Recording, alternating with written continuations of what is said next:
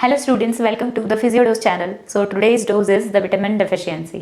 तो पैथोलॉजी की series start करती हूँ मैं आज से और जर्नल पैथो स्टार्ट किया है मैंने इनिशियली, ताकि आप सभी के सारे टॉपिक्स क्लियर हो जाए एग्जाम से पहले। तो अगर आपको कोई भी डाउट हो और कोई क्वेश्चन पूछना हो तो ज़रूर कमेंट सेक्शन में बताइए कौन सा टॉपिक मैं अगला कवर करूँ, या आपको कोई रिलेटेड कोई इशू आता है, कोई डाउट आता है तो ज़रूर पूछिए। You are always welcome. So हम टॉपिक पैथोलॉजी में सबसे पहले जनरल पैथ का न्यूट्रिशनल डिसऑर्डर मैंने स्टार्ट किया है पीछे से, और उसमें सब टॉपिक लिया है मैंने वाइटामिन्स। सो सबसे पहले वाइटामिन्स में हम देखेंगे कि वाइटामिन्स जो होता है उसका डेफिनेशन हमें लिखना है क्वेश्चन पेपर में, तो उसका मीनिंग क्या होता है। तो वाइटामिन्स जो होते हैं वो एक ऑर्गेनिक सब्सटेंस होते हैं हमारे बॉडी में, वो होते नहीं हैं, हमें लाने पड़ते हैं। किस चीज़ से? हमें न्यूट्रिशन, फूड, सप्लीमेंट्स वगैरह सोर्सेज से हमें हमारी बॉडी को देने पड़ते हैं, वही हमारी बॉडी की नीड पूरी करते हैं। तो ये एक ऑर्गेनिक सब्सटेंस होता है। नॉर्मल स्ट्रक्चर और फंक्शंस ऑफ द सेल्स के लिए बहुत इंपॉर्टेंट होते हैं ये, ताकि हम हमारी डेली एक्टिविटीज़ कर पाए। सॉरी, ये हमें एक माइन्यूट क्वांटिटी में ज़रूरी होते हैं, लार्ज क्वांटिटी में नहीं। ठीक है, अगर ये हमारी बॉडी में रह जाते हैं तो ये हार्मफुल डिजीज जनरेट करते हैं, तो ये time to time throw out करना भी ज़रूरी होता है, जो कि हमारे यूरिन के थ्रू ये बाहर निकल जाते हैं।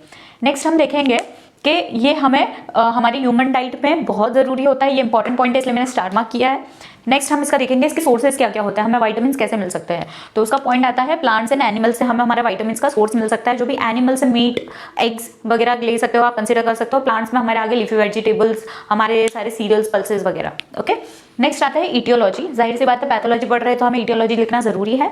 तो इटियोलॉजी में सबसे पहले लिखेंगे कि अगर हमारे अंदर न्यूट्रिशन की कमी हो जाती है तो ये किस वजह से और कैसे होती है। इटियोलॉजी का बेसिकली मतलब होता है कैसे होना। तो इटियोलॉजी में हम लिखेंगे मेल न्यूट्रिशन डिफिशियंसी होती है विटामिन की और न्यूट्रिशन की इस वजह से, और डिजीज भी कॉज हो सकती है। ये मोस्टली किस में ज्यादातर होता है? ये चिल्ड्रंस में होता है, एडोलसेंट्स में होता है, प्रेग्नेंट एंड लैक्टेटिंग वुमेन में होता है।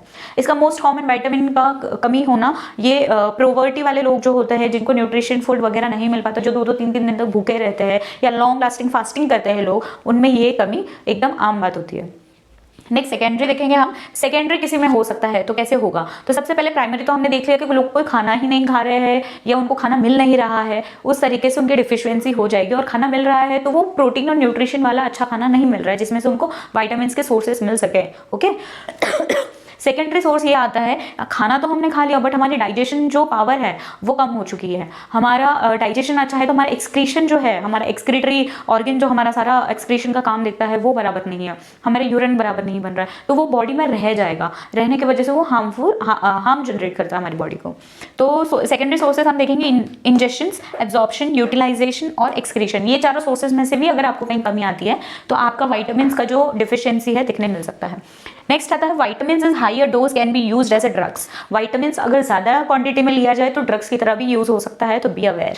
Next is chronic alcoholism. किसी को ज्यादा ड्रिंक करने की आदत होती है, तो जो डेली ड्रिंक करने से होता क्या है, हमारे बॉडी का जो डाइजेशन पावर होता है वो एकदम कम हो जाता है, जिस वजह से ये सेकेंडरी प्रॉब्लम हमें फेस करनी पड़ती है।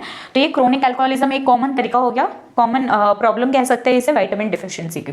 नेक्स्ट हम देखेंगे इसका क्लासिफिकेशन। तो क्लासिफिकेशन 2 टाइप के होते हैं, fat soluble and water soluble. आपको अगर नॉर्मली याद रखना है तो वाटर सोल्यूबल याद रख लीजिए, सिर्फ BNC, उसको छोड़ के जितना भी आता है that are all fat soluble.